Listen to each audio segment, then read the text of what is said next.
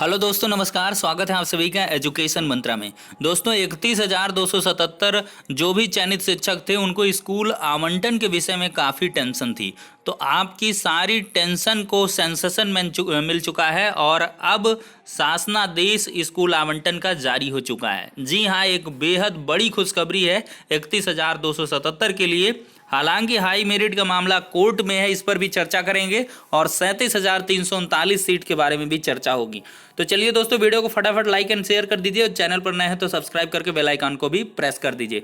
Video को अब यहीं पर स्टार्ट करते हैं और देखते हैं सर्वोच्च प्राथमिकता के अंतर्गत रेणुका कुमार जी अपर प्रमुख सचिव हैं उत्तर प्रदेश शासन। इनके द्वारा समस्त जिलाधिकारी, निदेशक बेसिक शिक्षा और महानिदेशक स्कूली शिक्षा को लेटर प्रेषित किया गया। आज की डेट में उत्तर प्रदेश बेसिक शिक्षा परिषद द्वारा संचालित परिषदीय प्राथमिक विद्यालयों में 69,000 पदों के सापेक्ष 31,277 सहायक अध्यापकों की तैनाती के संबंध में देखिए, इसमें साफ साफ कहा गया है कि जिला बेसिक शिक्षा अधिकारी कार्यालयों पर योगदान किए जाने हेतु सचिव फला फला दुनिया भर का परिषदीय विद्यालयों में तैनाती नियमावली फला फला के अंतर्गत होती रही। अब जो आपका कोर पॉइंट है वहां पर नजर रहे।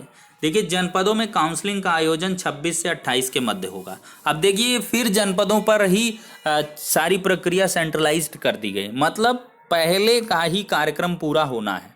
जैसे विद्यालय आवंटन पहले की डेटों में होता रहा, पहले की मतलब भर्तियों में होता रहा, ठीक उसी प्रकार से होगा। इस बार क्या था कि एनआईसी ने एक बार वैसे ही बहुत बढ़िया काम किया है, तो गवर्नमेंट के द्वारा ये नहीं चाहा जा रहा है कि फिर से कोई दिक्कत आए। तो इसके लिए गवर्नमेंट ने कोई खतरा ना मोल लेते हुए, समय भी कम है क्योंकि सॉफ्टवेयर तैयार करना और फिर उसमें आवेदन लेना, इसके बाद अलॉटमेंट करना, तो ये वजहों से इसको जल्दी प्रक्रिया संपादित करने के लिए इस बार व्यवस्था नहीं हो पाई है। क्योंकि देखिए, गवर्नमेंट पूरी तेजी में थी। 22 अक्टूबर को आपके जो अंतर जनपदीय स्थानांतरण की प्रक्रिया थी वो संपन्न हो रही थी, सूची वगैरह जारी हो रही थी। लेकिन उधर 3 नवंबर का जब मतलब ऑर्डर रिजर्व हो गया, 3 नवंबर को रिलीज होगा, तो मैंने पहले ही बताया था कि आपका अलॉटमेंट अब हो जाएगा, पहले ही हो जाएगा। और इधर सबसे बड़ी बात आई, सॉफ्टवेयर को प्रिपेयर करने में दिक्कतें चल रही थी। तो अब देखिए दोस्तों, 26, 27, 28 इन 3 तिथियों में किसी भी तिथि को आपको मान लिया कैटेगराइज कर लेंगे। पहले दिन हम महिला को बुलाएंगे, विकलांगों को बुलाएंगे, दिव्यांगों को बुलाएंगे, दूसरे दिन हम पुरुषों को बुलाएंगे, या इस तरह कहीं कहीं करते हैं। देखिए, सबसे पहले तो महिलाओं को ही बुलाया जाएगा। 140% श्योर है कि पहले दिन दिव्यांगों को, महिलाओं को, विशेष आरक्षण वालों को बुलाया जाएगा। दूसरे दिन फिर आपको पुरुषों को बुला लिया जाएगा और इस तरह से करेंगे 2 दिन में, ठीक है। और फिर देखिए, नवनियुक्त सहायक अध्यापकों को विद्यालय आवंटन की कार्रवाई 29 और 30 के मध्य करनी है, ठीक है। अब स्कूल वगैरह वहाँ आपके खुले रहेंगे, तो आप लोग क्या करिएगा, 5 दिन का समय खूब बढ़िया रच करके खूब पता लगा लीजिए कि मेरे मतलब कहाँ पर रहने का समुचित प्रबंध है। मान लिया जिनका होम डिस्ट्रिक्ट हुआ तो वो लोग पता कर लें कि मेरा कौन सा। देखिए, पुरुषों को यहाँ पर रोस्टर प्रणाली के अंतर्गत दिया जाता है, तो मैं भी कहीं कहीं पर पुरुषों का आवंटन भी किया जाता है। लेकिन सेवा नियमावली की बात करें तो यही है कि पुरुषों का आवंटन रोस्टर प्रक्रिया के तहत, रोस्टर में एक मतलब सॉफ्टवेयर टाइप का होता है, उसमें सेट कर दिया जाता है, वो एकदम से आपको फिल्टर करके दे देता है। कहीं भी जिले में आपको मिल जाएगा, किसी ब्लॉक में, ठीक है। और महिलाओं को चॉइस करने का विकल्प रहता है। स्कूल खोल दिए जाते हैं कि किस ब्लॉक में चाहिए, ठीक है, इस ब्लॉक में कौन सा विद्यालय चाहिए, ठीक है, ये विद्यालय चाहिए। अगर वहाँ पे सीट खाली दे दिया, नहीं खाली है, तो भर्ती जाती हैं जैसे जैसे हाई मेरिट के अनुसार बुलाते हैं। और देखिए, यहाँ पर 9 चयनित सहायक विद्यालय आवंटन कार्रवाई और अध्यापकों द्वारा विद्यालय में कार्यभार ग्रहण करने के लिए आपको 3 दिन का अवसर दिया गया। 31 से 3 नवंबर के मध्य आप कर सकते हैं, ठीक है। यहाँ पे साफ साफ कराया गया कि काउंसलिंग एवं विद्यालय आवंटन कार्रवाई पूर्ण पारदर्शिता, शुचितापूर्ण ढंग से कराए जाने हेतु जिला अधिकारी द्वारा काउंसलिंग स्तर पर किसी वरिष्ठ अधिकारी को नामित किया जाएगा, जिनके पर्यवेक्षण में तैनाती समिति द्वारा नियमावली के प्रावधानों का पालन कर तैनाती कार्रवाई की जाएगी। विद्यालय आवंटित जनपद स्तर पर आयोजित काउंसलिंग में 9 चयनित अध्यापक को व्यक्तिगत रूप से वैधानिक पहचान पत्र के साथ स्वयं उपस्थित होना। मतलब वैधानिक पहचान पत्र का मतलब आप अपना जो नियुक्ति पत्र है जिला बेसिक शिक्षा अधिकारी का, उसको लेते जाइएगा। काउंसलिंग डॉक्यूमेंट के संबंध में आपने जो मूल अभिलेख जमा किए उसको लेते जाए। एक आधार कार्ड, पैन कार्ड, इस पर लेके काउंसलिंग करवाइए। और इसके अलावा विद्यालय आवंटन नहीं होगा अगर दुनिया भर का अगर आप इधर उधर करते हैं, लापरवाही करते हैं। और इसमें सूबेदार सिंह रामशरण मौर्य तो बिल्कुल आएगा, उसके सापेक्ष ही रहेंगी आपकी जितनी भी विद्यालय आवंटन कार्रवाई है। तो ठीक है दोस्तों, बढ़िया है, एंजॉय करिए। अब क्या है कि विद्यालय आवंटन के लिए आप लोग तड़फड़ा रहे थे, तो वो भी आखिरकार हो गया है। 26 से 28 के बीच काउंसलिंग, 29 से 30 के बीच में, 29-30 के बीच में विद्यालय आवंटन हो जाएगा। आपको बता दिया जाएगा कि हाँ आपको ये विद्यालय मिल गया, और फिर इसके बाद 31 से 3 के बीच आप कार्यभार ग्रहण।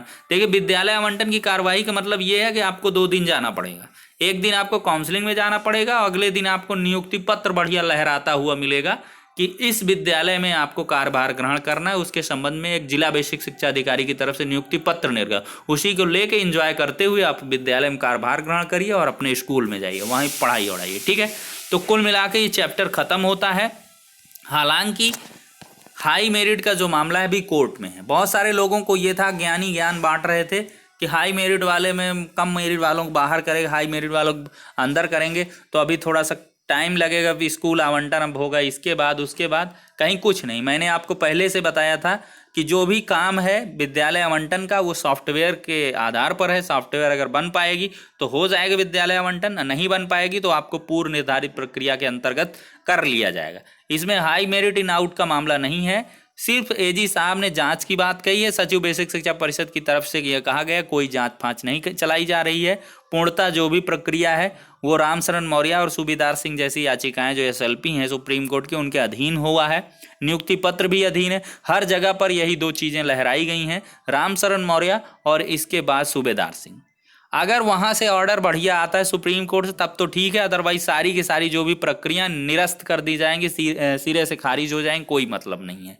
लो हाई वाला जो विवाद चल रहा है ये भी सिरे से खारिज होगा, ऑर्डर आ जाए।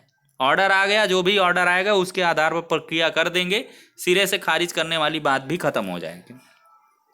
अब रही बात दोस्तों यहाँ पर 37,339 वाले, वो बेचारे परेशान रहते हैं और परेशान होना भी चाहिए कि सर आप जितनी भी अपडेट देते हैं वो 31,000 वालों की देते हैं, 37,000 वालों का कुछ नहीं बताते हैं। तो दोस्तों आप कुछ करें तो हम बताएं, या आपके बारे में कुछ हो तो बताएं। 37,000 के लिए बस एक है, 100 की एक सीधी बात है, न 100 सुनार की न एक लोहार की। ऑर्डर आ जाए, आपका भी काम इसी तरह घोड़े की तरीके दौड़ेगा और एकदम से आपको नियुक्ति पत्र मिलेंगे, कोई बाधा नहीं। बशर्ते आपको ये करना है, अपने स्तर से ईश्वर का चरण बंदन करते रहिए कि ऑर्डर जो आए वो आपके लिहाज से आए, मतलब 60-65 पर आए। अगर 60-65 की इधर उधर कुछ भी हुआ तो सीधे से 31,000 भी गई, 37,000 तो गई ही गई। तो कुल मिलाकर जो भी चीज़ होनी है ऑर्डर पर होनी है। गवर्नमेंट के जो भी शासनादेश हैं, जो भी प्रक्रियाएं हैं, साफ साफ उसमें वर्णित रहता है, इंगित रहता है कि जो भी प्रक्रिया हो रही सुप्रीम कोर्ट के ऑर्डर के अधीन है।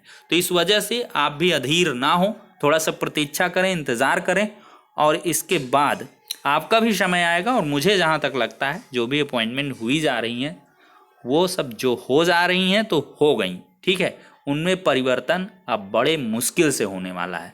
तो लो मेरिट वाले भी परेशान ना हों, उनके भी बहुत मेल आ रहे हैं कि सर हम तो गए अब काम से कोई नहीं गया, सब आराम से हैं, लेकिन ऑर्डर आ जाए।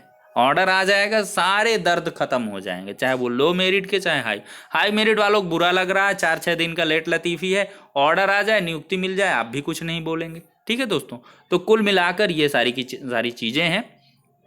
अब इस वीडियो सेशन को यहीं पर एंड करूंगा, नेक्स्ट वीडियो मिलते हैं, तब तक के लिए शुक्रिया, जय हिंद।